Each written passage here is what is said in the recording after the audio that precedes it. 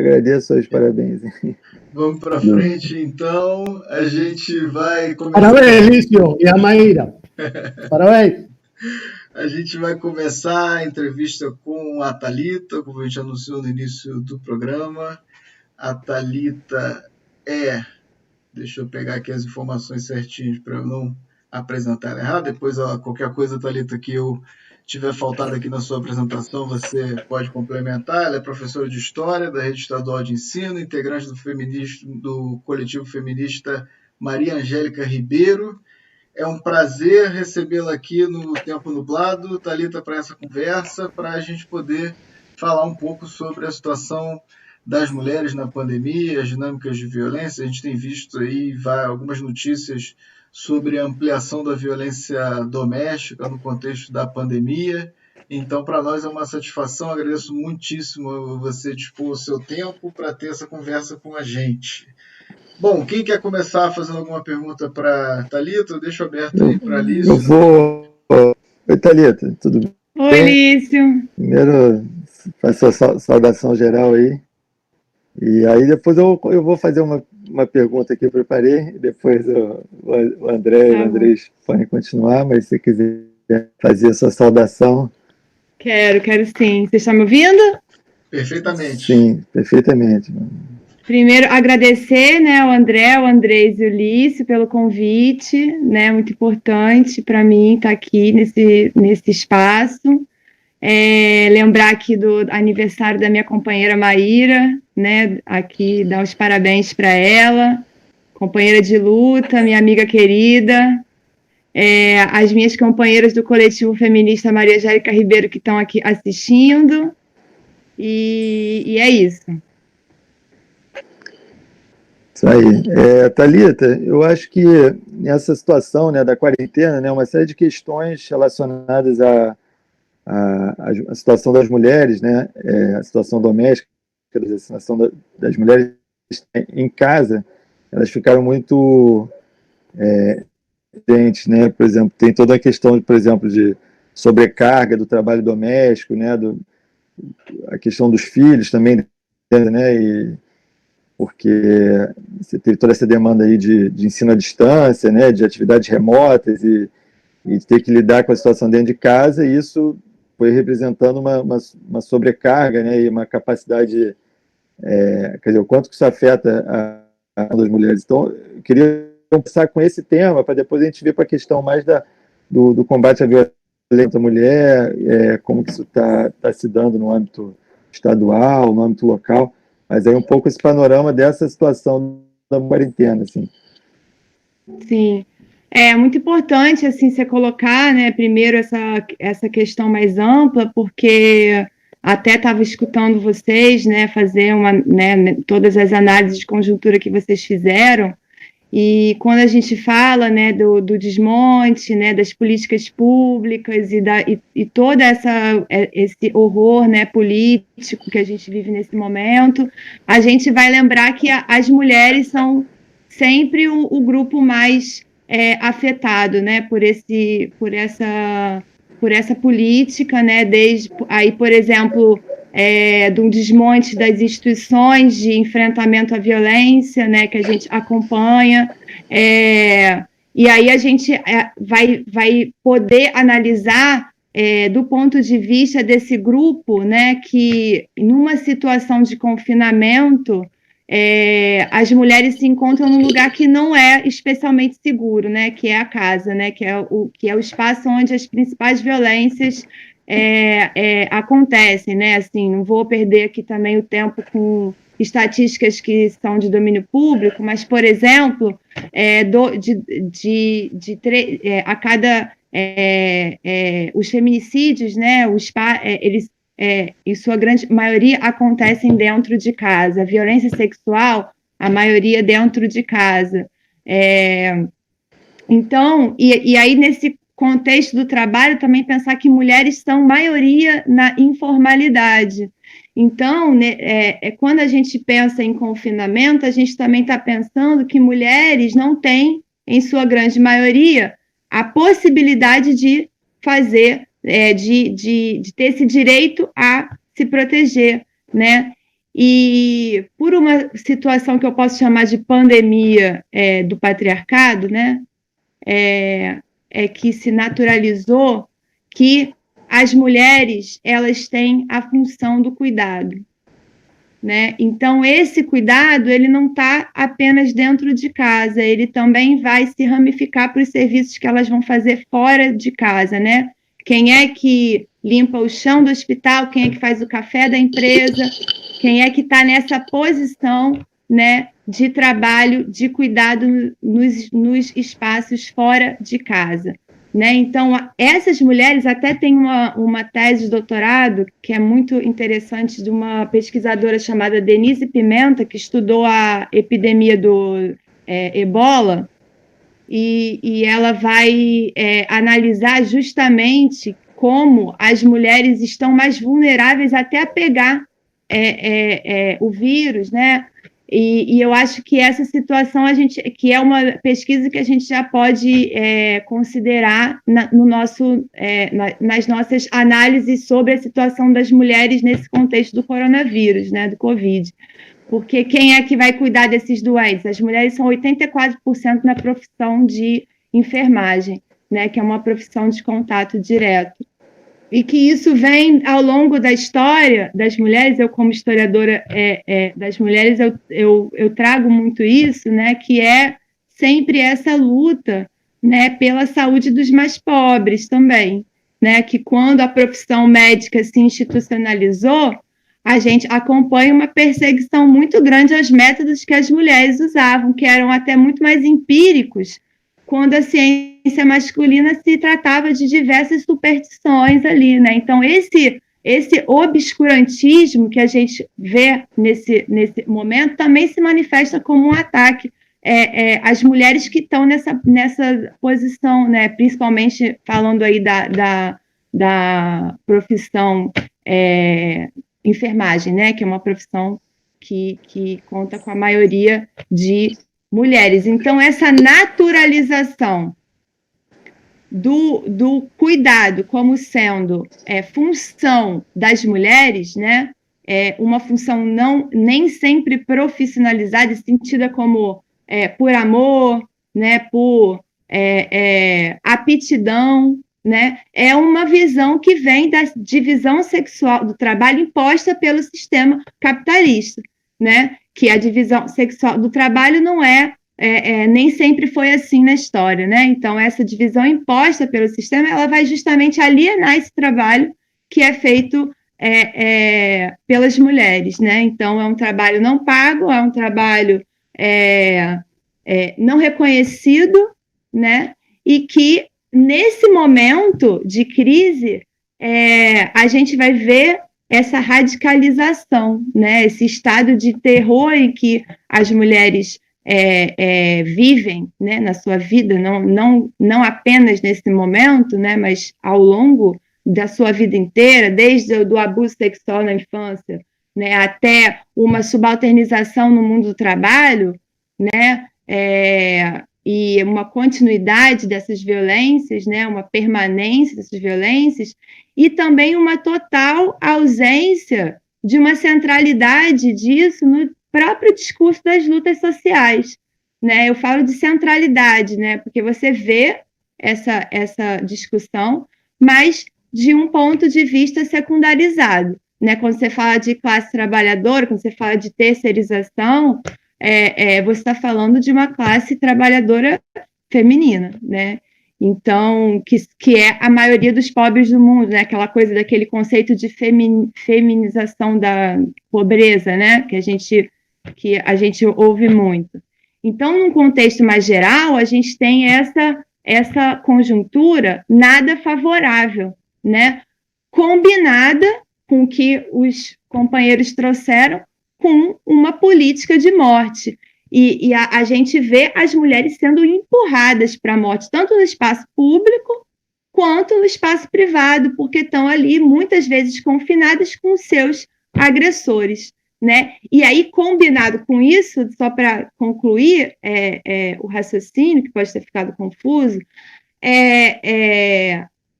os serviços públicos, né, a gente tem feito esse trabalho de mapeamento, né, para entender como que esses serviços estão funcionando nesse momento, a gente vai encontrar diversos entraves, que não são um dado da atualidade, da conjuntura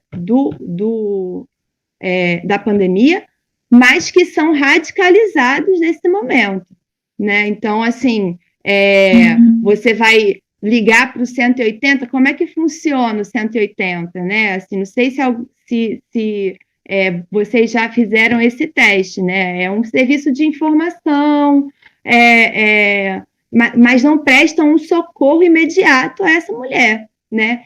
E o outro ponto é que, muitas vezes, né, dentro de uma situação em que essa mulher está ameaçada na sua vida, né, tem uma ameaça grave, as casas-abrigo foram, assim, a gente acompanha um fechamento desse serviço de abrigamento do Estado, que é um serviço que salva vidas, né, um serviço que deve, né, ser levado muito a sério na pressão política nossa mesmo, né, feminista, das lutas sociais como um todo, né, não só centradas muito, né, no movimento de mulheres, mas também como uma política pública que deve ser exigida, né, e nesse momento fica muito claro que há uma necessidade imediata de que a gente consiga romper essas barreiras, porque senão, quando a gente sair disso, a gente vai ter problemas sociais gravíssimos, né, que vocês enumeraram aí também, falando de outros grupos oprimidos, e as mulheres estão na linha de frente, no enfrentamento não só a pandemia, mas também um enfrentamento muito radical da luta pela própria sobrevivência. Acho que é que... Perfeito. Lício, mais alguma pergunta? Andrés? Eu tenho alguma, mas eu vou deixar mais para frente as minhas. Posso fazer... ¿Se escuta? Manda brasa, Andrés. Bom, Thalita, bem-vinda, muito bom o que você falou. Estaba pensando, a partir de los dados, etcétera, su fala de dados, etcétera, en esta pandemia que tiene dentro de Brasil, que tiene unas características de gaja, que es opuesto dos cuidados que supuestamente el patriarcado y el capitalismo coloca como a mujer responsable de esos cuidados en un momento de baja, las mujeres se tornan lideranzas, que es clarísimamente no Brasil, para ver si onde você mora o con sus grupos, si existen algunas iniciativas con relación a los cuidados dentro de los colectivos, porque una de las principales consecuencias es que Bolsonaro tiene una política directamente de invisibilización de la cuestión de la mujer y todos sus entraves que tiene la cuestión de la mujer, que es nuclear la sociedad brasileña, mas fica totalmente desprotegida en este momento la mujer, como você falou. Então, por un lado, si existe dentro de Paraty o áreas que você conheça, ¿qué iniciativas están a partir de esta ausencia notoria del Estado?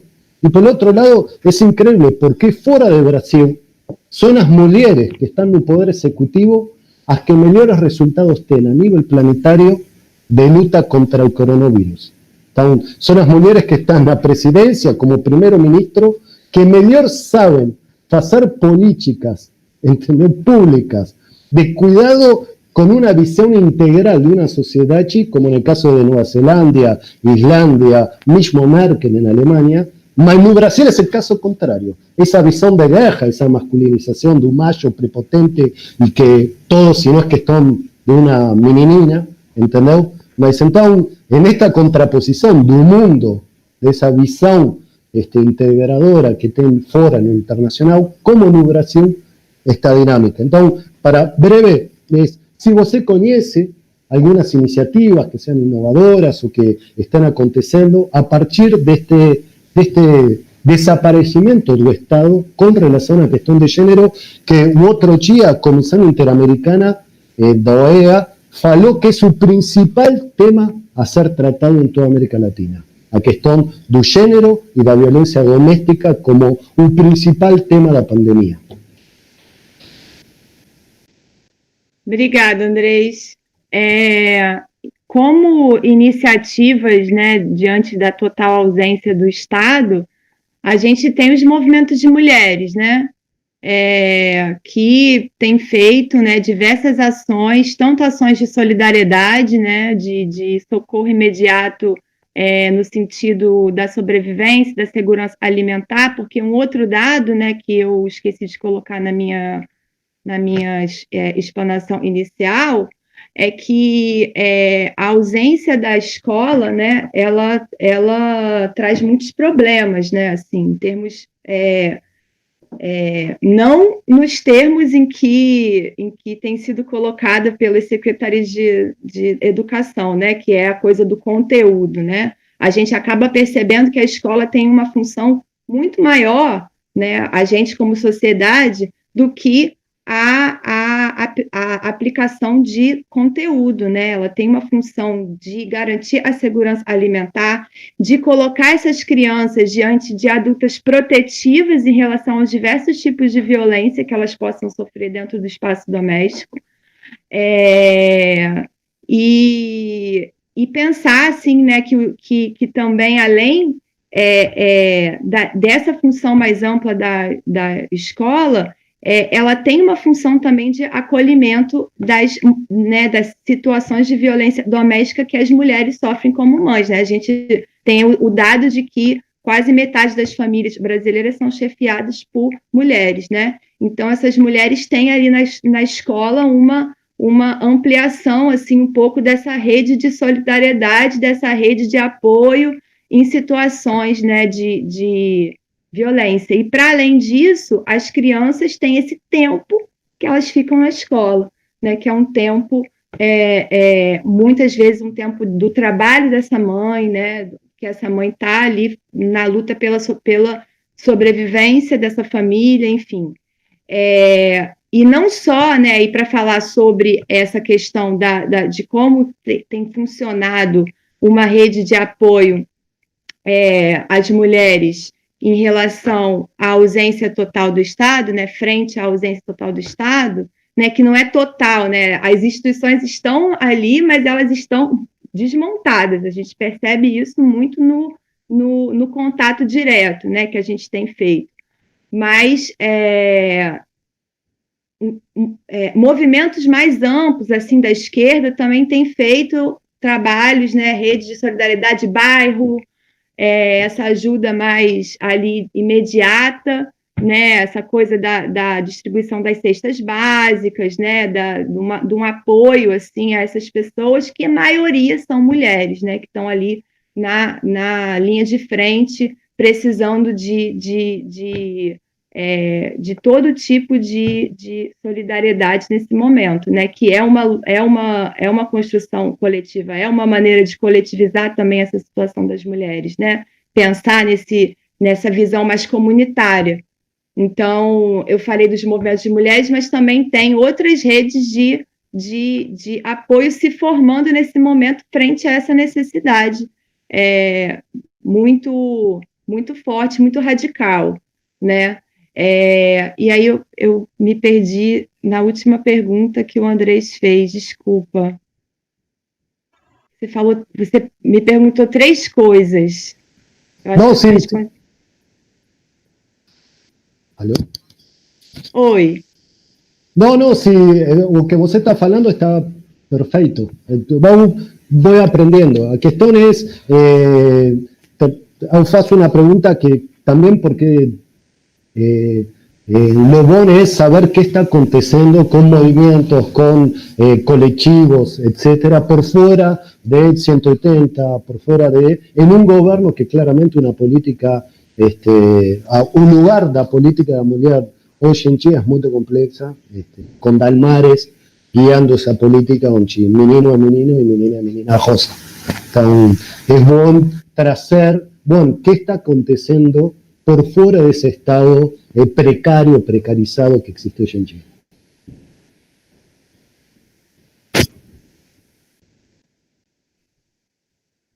Assim, agora eu me lembrei, você falou das lideranças femininas, né, no combate ao coronavírus em outros países, né? Assim, eu tenho um pouco de dificuldade de pensar a Alemanha, assim, por conta da política imperialista, que eu faço uma forte crítica. Eu acho que a representação das mulheres, ela não é meramente descritiva, né? Tem uma importância a maneira como essa mulher atua num nível mais amplo. E aí eu penso um pouco nessa coisa da gente fazer uma análise muito que vai buscar muito mais os países ocidentais, né, nessa coisa do combate ao Covid, né?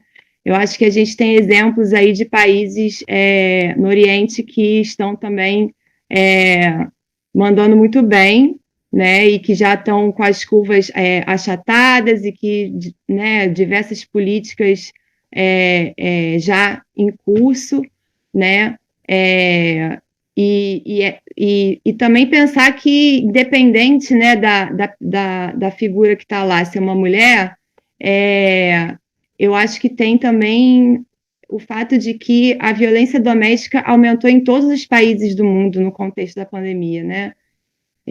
A pandemia também se chama patriarcado, né? Então, que é de fato algo que a gente está enfrentando aí ao longo de muitos séculos, quiçá milênios, difícil historicizar, mas é um dado da história, né? E por isso também eu gosto sempre de falar isso. Pode ser destruído por um outro processo histórico revolucionário, né? Essa é a nossa esperança, como movimento de mulheres, né? Perfeito. Thalita, enfim, você falou muita coisa que bota para pensar, muita coisa interessante, muita coisa importante. Eu queria fazer uma pergunta também, mas eu queria primeiro chamar a atenção para essa questão que você coloca da invisibilidade, né? Eu lembro muito do livro da Svetlana Alexievich sobre que se chama A Guerra Não Tem Rosto de Mulher. Sim. E ela conta a história das mulheres na Segunda Guerra, né? E como elas ficaram invisíveis na história, que se contava uma história de uma grande guerra, de uma grande vitória triunfal, e as mulheres muitas delas estavam ali na linha de frente, no campo de batalha também, etc. Eu não sou muito fã das analogias entre a guerra e esse contexto que a gente está vivendo, mas sem dúvida a gente está num contexto global de exceção, grave, dramático, etc. E é muito importante, porque quando a gente olha para Brasília, a gente tem um ministério que é fundamentalmente masculino e a gente fica vendo a política dos homens, né? Uhum. Eu queria perguntar para você, a partir de um dado que eu vi essa semana, qual é a tua leitura disso? Que é também a notícia que saiu de uma pesquisa que fizeram, apontando que a produção acadêmica das mulheres no contexto da pandemia, no período da pandemia, caiu consideravelmente, no sentido assim, de submissão de artigos. O indicador que eles usam é de artigos submetidos a periódicos, né? E E esse dado foi um dado que houve uma queda bastante considerável da produção científica feminina. Lembrando que as mulheres são maioria no campo acadêmico brasileiro também, né, em termos de produção científica. Teve outras pesquisas que mapearam isso, e agora a gente vê uma queda da produção acadêmica feminina. Então, como nós somos da UF, da universidade, a gente está sempre de olho em como é que esse campo do mundo educacional, científico, etc., também está se comportando nesse contexto. Queria saber um pouco o seu comentário sobre essa questão especificamente. Tem várias perguntas no chat, a gente já vai passar para elas já. Depois, se Liz tiver mais alguma pergunta também, mas eu queria ver seu comentário sobre isso, sobre essa questão da produção científica feminina em queda. Legal, André. Tem um indicador, tem um dado, né, que é interessante, que eu gosto sempre de colocar em perspectiva, que é a entrada de mulheres e homens em concursos públicos, né? A gente entende o concurso público como qualquer pessoa pode ir lá, fazer, passar, assumir o cargo. As mulheres e homens são quase, tem uma paridade na entrada, né? Mas as mulheres são 15% que chegam ao DAS 6, que é o cargo mais elevado, né? Qual é, né? Como que esse caminho ele é barrado ao longo do tempo? Qual que é a diferença, né? A básica diferença é que as mulheres estão confinadas a uma função do cuidado. O trabalho doméstico e reprodutivo recai muito mais sobre as mulheres, né? Então, coisas como quando você tem um filho, você para de produzir durante muito tempo. Eu estou com um bebezinho de 6 meses e quase que não sobra tempo para nada, né? E o sono diminui muito, as capacidades de fazer né, formular um texto, fazer isso já se torna muito problemático, né? Então, eu analiso isso de uma forma que, assim, não é um dado da atualidade, mas se agrava porque as mulheres estão tendo que trabalhar e cuidar das crianças sem a escola, né? A escola dá ali umas horas de estudo, umas horas de leitura, imagino, e ficar com uma criança confinada dentro de casa 24 horas, não sei se você tem criança, André, essa pergunta tem a ver com isso? Não tem criança ainda. Mas assim, é duro, é difícil, é uma demanda que não tem um início e um fim, né? São 24 horas. Eu também queria lembrar, assim, que em muitos processos de separação, né, que mulheres vivenciam, os homens se tornam, muitas vezes, perseguidores, né? Então, processos de guarda, processos, né, de litígio, acabam também empurrando as mulheres, e imagino também as acadêmicas em suas produções, para uma situação que é quase inviável, né? E daí o motivo para esses entraves acontecerem constantemente, né? Então, nesse momento, eu acho que é importante também, eu sempre gosto de pensar a escola como uma instituição das mais importantes da República, né? Porque ela tem esse papel, né? E até querendo trazer um pouco, antes de passar para as perguntas, para pensar um pouco a situação das meninas, né, gente? Porque nós, como coletivo feminista que atua diretamente na escola, a gente acompanha uma situação desesperadora, né? Se o estupro é o crime mais subnotificado, né? A gente vai, assim, o dado que tem, né, que a gente tem do ano, acho que é do ano passado, do mapa da violência, é que 54% dos estupros acontecem com crianças de 0 a 13 anos de idade. Então, não dá para falar de estupro sem falar de criança, sem falar de pedofilia, né?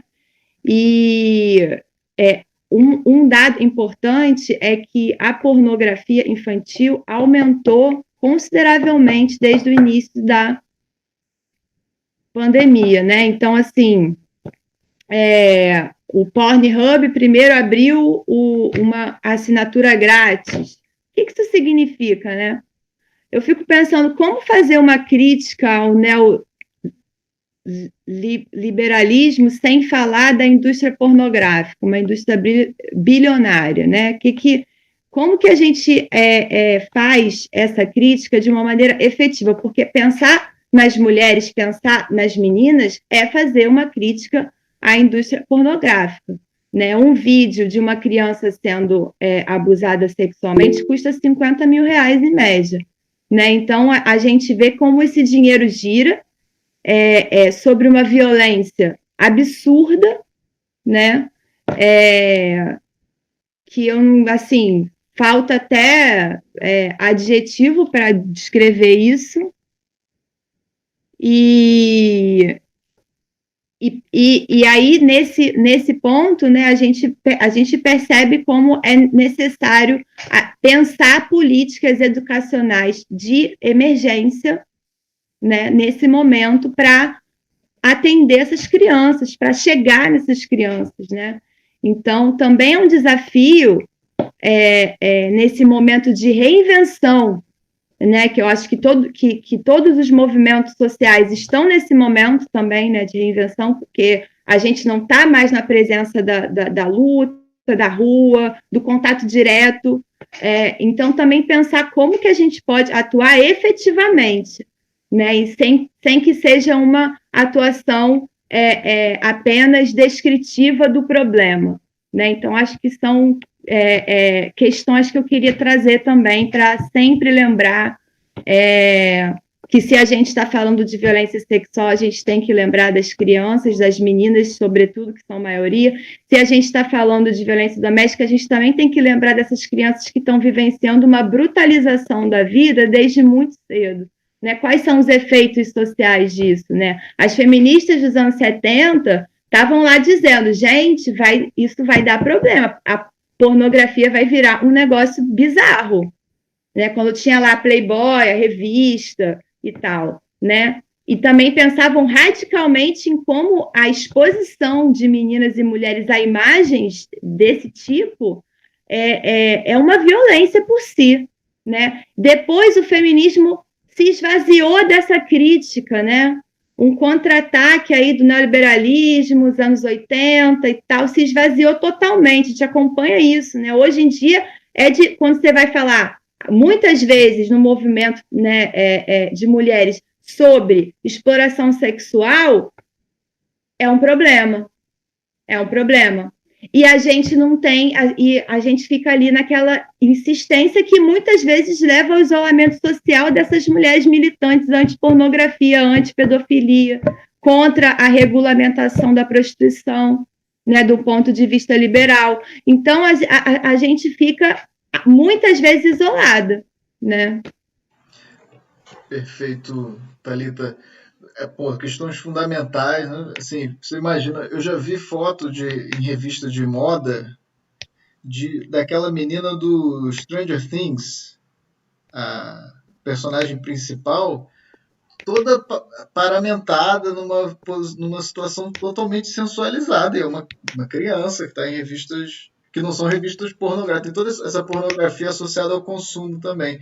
Você tocou num negócio, numa coisa que eu vou furar a fila aqui do Lício e do chat um pouquinho, só para a gente não perder isso.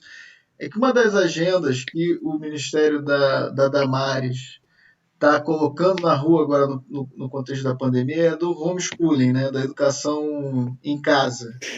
E toda essa onda de vamos viabilizar métodos de ensino à distância e tal, vai alimentando também esse discurso. Eu acho que, por um lado, a experiência concreta das famílias e das mulheres de estarem com as crianças em casa durante esse período todo, de certa forma, elas têm um movimento de, pelo amor de Deus, que abram as escolas o mais rápido possível para a educação presencial, etc. Então, isso perde um pouco o apoio, mas tem política rolando para tentar surfar na onda do confinamento e colocar essa situação da educação escolar que vulnerabiliza as meninas, né, as crianças, meninas, e as mulheres, mães e familiares e parentes que são responsáveis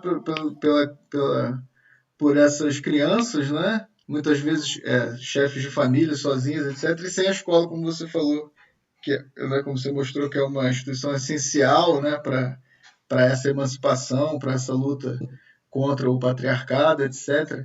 Como é que você vê um pouco esse movimento agora de tentar sacramentar as políticas de educação em casa, de homeschooling, etc., no contexto aí da pandemia? Só complementando, Thalita, que ainda tem a questão do trabalho doméstico das crianças dentro de casa, né? Como que os meninos, né, vão se eximindo cada vez mais, as meninas, quer dizer, que mais lavam louça, mais limpam a casa. Então, no final você bota o homeschooling, né? Você reforça ainda as prazeres sexuais dentro da casa, né? Sem uma instituição que possa, de repente, vir no caminho contrário, né? Tirar só para... eu ia colocar isso também, né? Eu vi, né, assim, no início, né, da quarentena, teve um PL que entrou em discussão sobre a educação em casa, né? Um movimento que já rola há um tempo, eu conheço assim um pouco, sigo algumas páginas que defendem a educação em casa para ver o que as pessoas defendem e tal. A maioria esmagadora é cristão, né? Educação tradicional cristã, e tem toda essa acusação, né, de que a escola faz doutrinação e todo um discurso de proteção das crianças, das malvadas professoras feministas, cabeludas e tal. Eu acho uma coisa quase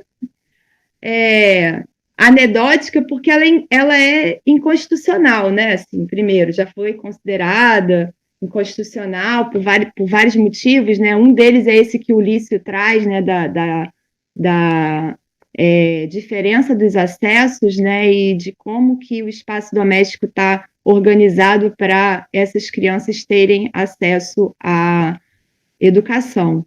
Isso com essa imposição que o secretário de Educação do Rio de Janeiro, Pedro Fernandes, está colocando em relação ao ensino à distância, né, ele deixa muito claro, né, as desigualdades. Ontem mesmo eu me lembrei de uma ex-aluna e, enfim, fiquei com vontade de mandar uma mensagem para ela, e ela falou, nossa, estou fazendo, tá muito difícil o trabalho, estou o dia inteiro cuidando, não sei o quê, lavando, não sei o que lá.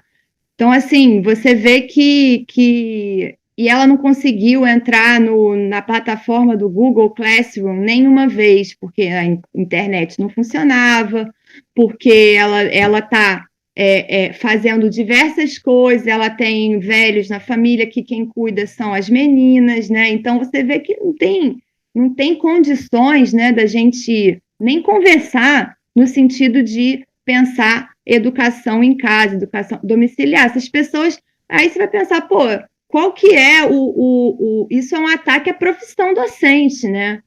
A profissão docente que é maioria esmagadora mulheres no ensino básico, não sei como é que é no ensino universitário, acho que imagino que também, mas que são colocadas num lugar de total incapacitadas, né? Assim, tipo, e você pensar também que essa campanha, né, é uma campanha antiga desse governo, né? Assim, dessas pessoas que estão aí. A Damares não chegou agora, né, gente?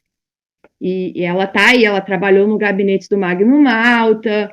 Ela é uma pessoa da política há muito tempo. A gente, talvez, como esquerda, que ainda não tinha olhado para ela, né? Assim, e passou a olhar quando ela começa a falar as doidices dela, ensino em casa, menino e menina rosa e azul, pega o ministério e transforma mulher família, que família, né? Que família que ela está propondo, né?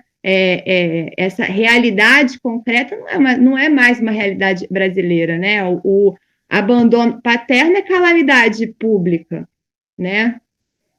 O Brasil é o 4º país no mundo em casamento infantil, né? Então, assim, as crianças são metade das vítimas de estupro.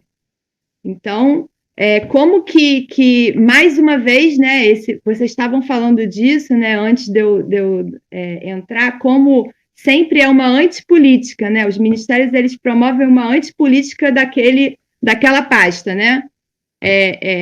E mais uma vez, no caso da Maris, é isso. Eu não acho ela louca, não. Eu acho que ela é uma pessoa da política que está ali fazendo um serviço ao Estado patriarcal como uma funcionária muito boa, sabe? Até na hora de falar besteira e ficar nesse lugar de louca, ela tá lá na linha de frente, né? Que é o que a gente também acompanha em outros momentos, em outros casos, né? E eu acho que a gente tem que olhar para essa figura com mais seriedade, assim. Sem dúvida. Essa é uma coisa recorrente, né? Assim, como esse ministério, esse governo é tão desafia tanto o bom senso, né? A gente tende a embarcar nessa coisa de um monte de maluco, incompetente, mas tem altos projetos graves aí em curso. Bom, Thalita, muita coisa, muito comentário aqui no chat. Eu vou passar aqui para as perguntas para os comentários do chat. Vou lendo e aí depois eu passo a palavra para você comentar, se você quiser me interromper enquanto eu leio aqui as questões ou retomar o que começou a falar, tá bom? Tá ok, André. Estou lendo aqui no ar as perguntas, tá? Beleza. Vamos lá. O pessoal falando que o seu argumento estava claro. A Aline Moreira diz o seguinte: está acontecendo alguma rede de articulação entre coletivos feministas locais no sentido de pensar ações em relação a essas questões atuais? Em relação a essa pergunta, depois, enfim, a gente pode tratar dela em separado, é uma questão muito boa que ele coloca, mas só para dar um histórico, a gente tem sempre no segundo bloco aqui do Tempo Nublado, a gente traz uma agenda que a gente considera que seja uma agenda da esquerda, de quem está querendo combater esse projeto autoritário no Brasil, etc., que a gente sai um pouco desse primeiro bloco de comentário político do que acontece no dia a dia. E então a gente fez uma sobre a situação da Covid nas favelas, a gente fez 2 episódios sobre a questão indígena na Covid, etc. E uma coisa muito recorrente nesses 2 programas, esses 3 programas que a gente fez, é que estavam muito, assim, não tem muita perspectiva de política pública, de canal formal, de canal institucional, e o que está dando conta dessa emergência são as redes locais. Então acho que a pergunta da Aline toca um pouco nisso, queria ouvir você bastante sobre isso, se você puder trazer, e já reiterando que a gente vai deixar o canal da postagem do vídeo aberto para você mandar para a gente todas as iniciativas, todos os contatos, sites, etc. A gente vai botar na descrição do vídeo, vai ficar acessível lá para quem quiser, a gente vai fazer a divulgação dessas ações. Sandra Helena fala: Thalita, as relações de violência desde muito são complexas. Quem está fora tem sempre uma solução rápida. O que se pode fazer realmente? Melissa comenta o seguinte: será que os movimentos e organizações de esquerda, em geral, estão pensando em medidas de articulação para casos de abuso contra mulheres dentro das comunidades? Flap Feio fala: masculino e branco. Aline Moreira diz: minha impressão é que a localização histórica do patriarcado e suas intensidades no tempo é justamente o ponto de tensão das diferentes leituras do feminismo. Como enfrentar o feminismo burguês? Melissa comenta também: comunidades, Melissa Dias, comunidades e até mesmo dentro da esquerda da militância. Referências e citações são, na grande maioria, os homens que são mencionados, porém não tem teóricos preocupados em planejar ações antiopressivas. Sandra Maria diz: muito bem, Thalita. Flap Feio, maravilhoso, Thalita. Maíra Norton. Espera aí que eu me perdi aqui. Maíra Norton, muito bem, mana. Sandra Helena volta: Thalita, por conta do isolamento aumentou as agressões contra mulheres. Qual a orientação para minimizar os impactos da pandemia às mulheres, não deixando de considerar sua especificidade? E da Lécia Campos Freire: muitas vezes a gente é considerada moralista quando ataca a pornografia. A superficialidade é muito danosa nesse sentido. Andréa Ribeiro: há o ponto da capacidade de mobilização dos movimentos de mulheres num contexto de isolamento e dependência tecnológica. Thalita, você pode comentar sobre desafios colocados à ação coletiva das mulheres? Flap Feio diz: as poucas políticas que possibilitam alguma coletivização do trabalho doméstico e reprodutivo como escola, por exemplo, estão suspensas nesse momento. Isso agrava muito a situação das trabalhadoras. Sandra Maria diz muito certo, Thalita. Sandra Helena diz o isolamento social tem classe e raça, e mais ainda quando são as mulheres negras. E Dalécia Campos Freire diz, essas criaturas desse governo, o presidente, a Damares, Regina, não são loucas, são venais, são sociopatas. Madá Pereira diz o seguinte, Thalita, como combater a violência contra as mulheres, já que vivemos num mundo de machistas? Bom, esse é o panorama aí das mensagens, são muitas. Você fica à vontade aí, Thalita, para fazer o seu comentário, pensar as perguntas, responder uma a uma, aí você fica a seu cargo. Como é que... Nossa, muito bom, gente, muita coisa. Acho ótimo. Eu estou aqui no computador para poder tentar também ler as perguntas. A Sandra falou um pouco sobre as soluções rápidas, né? As soluções rápidas, elas apresentam um socorro, né? Um socorro necessário. E aí eu acho que também, respondendo um pouco a outra questão sobre como que os movimentos de mulheres estão se articulando nesse momento para prestar socorro, eu acho que isso está acontecendo, né? Até uma coisa interessante da campanha estadual Maio pela Vida das Mulheres, né, que o coletivo MAR aderiu, ela é uma campanha virtual, né? E aí alguém colocou também que isso apresenta limites, né? São vários grupos, coletivos, mandatos, pensando como chegar nessas mulheres, não no sentido de denuncie, porque denunciar já denota um caráter de judicializar essa questão, de chamar a polícia, de não sei o quê. A gente está falando de peça ajuda, porque o isolamento social também isola uma mulher da outra, e isso é um problema.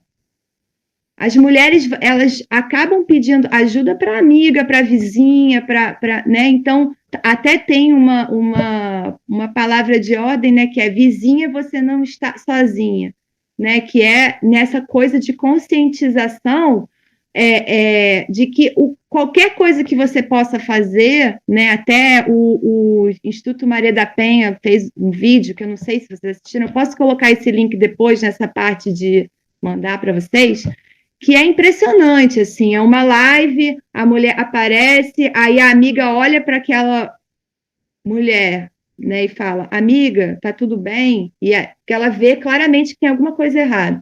Enfim, eu não vou falar o vídeo porque é muito bom assistir, porque você sente, assim, eu terminei o vídeo meio ofegante, tremendo, nervosa, porque é isso, a gente vai contar umas com as outras, né, nesse ponto. E essa campanha, né, que conta com diversos movimentos de esquerda, de mulheres, partidos, mandatos e coletivos autônomos também, ela justamente vai, primeiro, mapear os serviços e também as organizações da sociedade civil que estão atendendo mulheres nesse momento, né? Aqui em Paraty, a gente tem o Fórum de Mulheres, né, que está aí se formando, super importante, que é um lugar de mobilização de diversos coletivos que atuam na cidade, e a gente tem feito mapeamento de mulheres que precisam, né, que estão nesse momento precisando de ajuda financeira,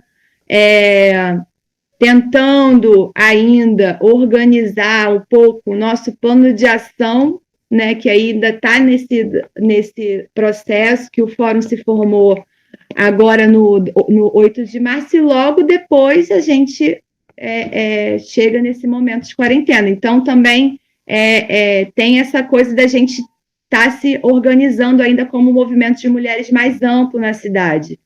E a gente tem uma coordenadoria especial da mulher, que é uma coordenadoria ligada ao poder público e que também vai sofrer com essa precarização, né? Uma equipe reduzida, né? Enquanto que a gente vê que na prefeitura são diversos cargos comissionados, a gente acompanha um pouco isso, então na minha visão, há uma precarização desse serviço, né? E que acaba isolando mesmo tanto a pessoa que está lá, né, que é uma pessoa super engajada na luta, quanto os outros movimentos, porque ficam sem muito saber o que fazer quando uma mulher chega pedindo ajuda, né? Muitas vezes essa mulher pode estar numa situação de que ela precisa de uma medida protetiva, que ela precisa de uma casa-abrigo. Tem até o PL da deputada Renata Souza, que eu posso mandar para vocês também. Eu acho importante a gente pressionar para esse PL entrar em discussão, ser aprovado e acontecer. E eu acho que Paraty é um território onde a gente deve fazer essa pressão, mesmo que seja uma coisa muito difícil, porque é um PL que vai abrir os hotéis e pousadas para abrigo de mulheres em situação de violência, né? E aí a gente vai ver um pouco esse limite do público e do privado, que tem que ser rompido em casos em que o que está em jogo é a vida humana, né? A gente está vendo isso no sistema de saúde, por exemplo, os hospitais privados não falam quantos leitos eles têm, né? E a gente não tem acesso a isso. Então, é também um PL importante da gente acompanhar, né? E aí, nesse sentido, eu queria ir para outra pergunta, e aí juntar uma coisa na outra, que é a questão do feminismo burguês. O feminismo, né, gente, ele não pode ser pensado como uma escada que vai fazer uma ou outra mulher subir de posição, né? Eu acho importante a gente tentar pensar, mesmo que no horizonte, o feminismo como um movimento de massas, né? Até tem um livro que chama O Feminismo para os 99%, que eu fico questionando assim um pouco também o que seria um feminismo para os 99%, né? Eu já queria que o feminismo fosse um feminismo para os 51%, né, de mulheres que tem no mundo, né?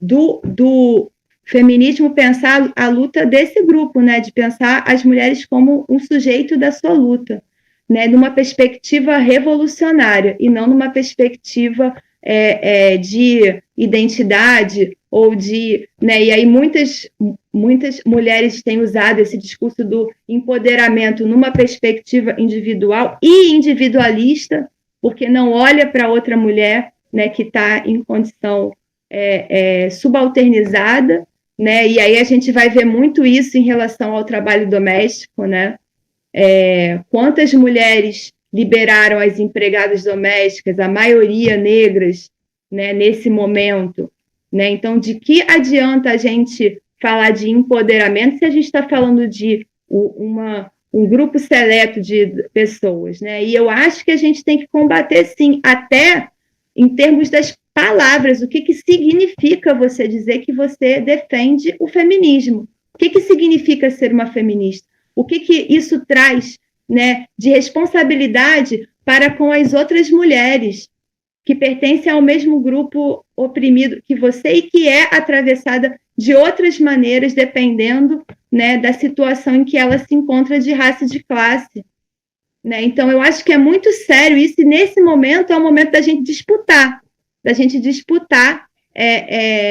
um feminismo que se preste como um movimento de massas e não como um movimento que vai ser usado como uma escadinha para mulheres subirem de posição. Não é sobre isso. Deixa eu ver aqui.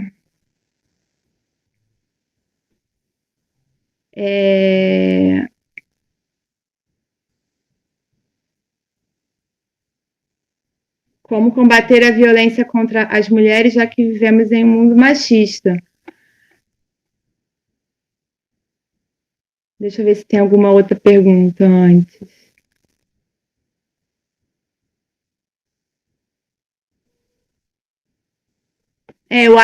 A Melissa perguntou, né, falou dessa ausência, né, de de teóricos, né, que planejam ações de enfrentamento à violência, a maioria homens. Eu acho importante a gente pensar, né, como que a narrativa antipatriarcal aparece no discurso dos homens de esquerda, né? Eu acho que é importante a gente colocar isso sim, que eu acho que tem de certa maneira, uma certa secundarização, sim, né? Você vai falar da Revolução Russa, por exemplo, né? As mulheres foram centrais né, em todo o processo revolucionário, desde a primeira greve. Eram as mulheres ali as mais precarizadas, né? Pelo contexto da guerra, né? E foram elas que acordaram a classe, né? E em decorrência disso, a gente vai ter em outubro, né, a Revolução. E nesse ponto, né, também pensar em despatriarcalizar o nosso olhar sobre quais são os exemplos de coragem e força que a gente traz, né, porque são sempre exemplos masculinos, né? E não só a coragem e força de uma ou outra mulher que estão numa posição, digamos, né, tida como masculina, mas os exemplos de coragem e força que são corriqueiros na nossa vida, né, gente? Quantas são sobreviventes de abuso sexual na infância? Quantas que enfrentam a gravidez e o parto numa situação em que está ali em jogo a tua vida, a vida do teu bebê? São exemplos da vida mesmo, mínimos, e que a gente se olha e a gente não vê coragem e força. Então, eu acho que é importante esse olhar despatriarcalizado, porque a gente a nossa subjetividade é construída dentro de um patriarcado. Nós somos expostas a isso desde muito cedo, desde a gente ter uma ideia do que nós somos, né? Então, eu acho importante a gente ter isso na nossa mente, né? Assim, coragem e força. Quais são os nossos exemplos de coragem e força? Olha para a sua família, veja a sua mãe, a sua avó, a sua bisavó, a sua ancestralidade de mulheres, essas histórias, né? Você vai ver coragem e força o tempo inteiro. Então, eu acho que se a gente quer combater, né, um sistema que nos oprime, a gente primeiro tem que deixar de ser tão invisíveis para nós mesmas quanto nós somos para os homens. Para começo, né? Perfeito, Thalita.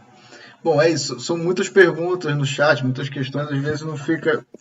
Enfim, mas eu acho que você cobriu bem. As questões foram colocadas ali. Também acho que não dá para entrar uma a uma, como se fossem perguntas e respostas. Não dá. O panorama que você trouxe foi muito bom.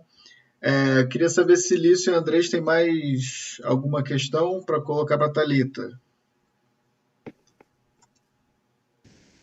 Bom, antes que nada, Thalita, muito bom. Lício, você não perguntou, também não quero que Thalita fique 4 horas respondendo todas, como Varela, com tudo isto. Eu ia agradecer, assim, a Thalita, né?